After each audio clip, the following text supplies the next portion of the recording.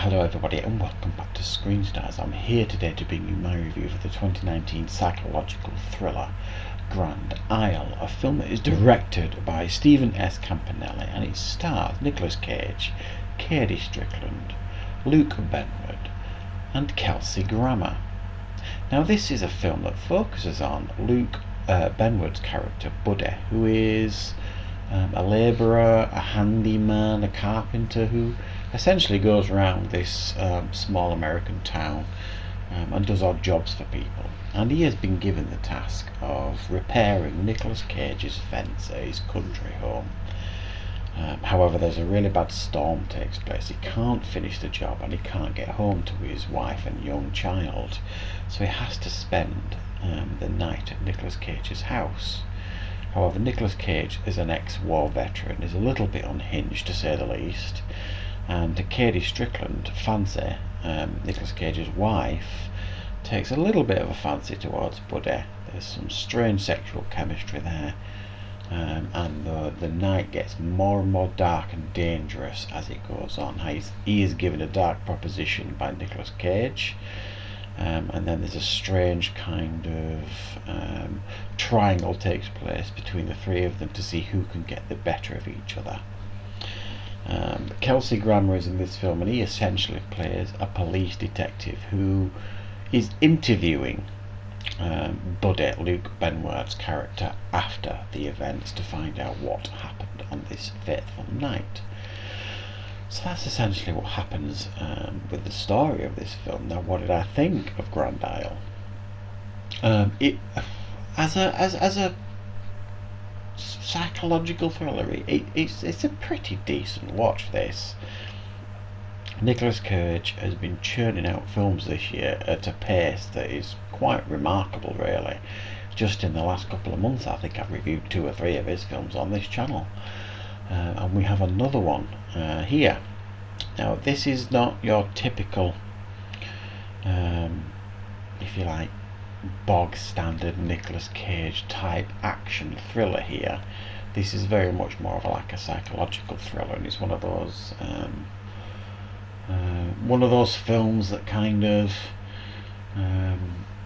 it's like set in this one house and there's like these 3 characters kind of trying to get the better of each other. They've all got their own agendas, certainly Nicolas Cage's character and certainly Katie Strickland's character. They've all got their own agendas, and none of it's good, and stuck right in the middle is this character Buddy, and he's being manipulated something awful by both these characters. And it's an interesting film because you kind of want to know what the outcome is going to be, even though the film kind of shoots itself in the foot by it does that. I think that the mistake of right at the beginning you see Buddy being interviewed by Kelsey Grammer, who plays this southern police detective. So you kind of know immediately that, well, you know, even though he looks a bit of a mess, he kind of gets out of it. So it removes that tension, but it doesn't fully remove it because you're still quite interested to know what's going on.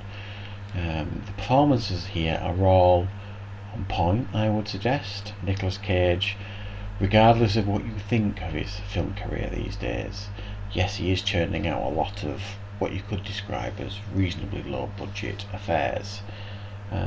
But for me, he always puts the effort in and he always tries to give a good performance. He still respects the art and craft of being an actor. So he still gives a good performance here, I would say. It's very much, if you remember Cameron Poe from Con Air, it's very much like he's tapped into his aging Cameron Poe, if you like. He reminded me and looked very much like he did in Con Air, if not, 20 years later and 25 pounds heavier, I suppose. But I couldn't help but think of that character Cameron Poe here, kind of the way he talked and everything. But it was a good performance and suitably batshit crazy by Nicolas Cage at certain points in this film. And he plays, an unlikable character here for the most part, Nicolas Cage, but he still has that Nicolas Cage glint and charm in his eye, so you don't really despise him.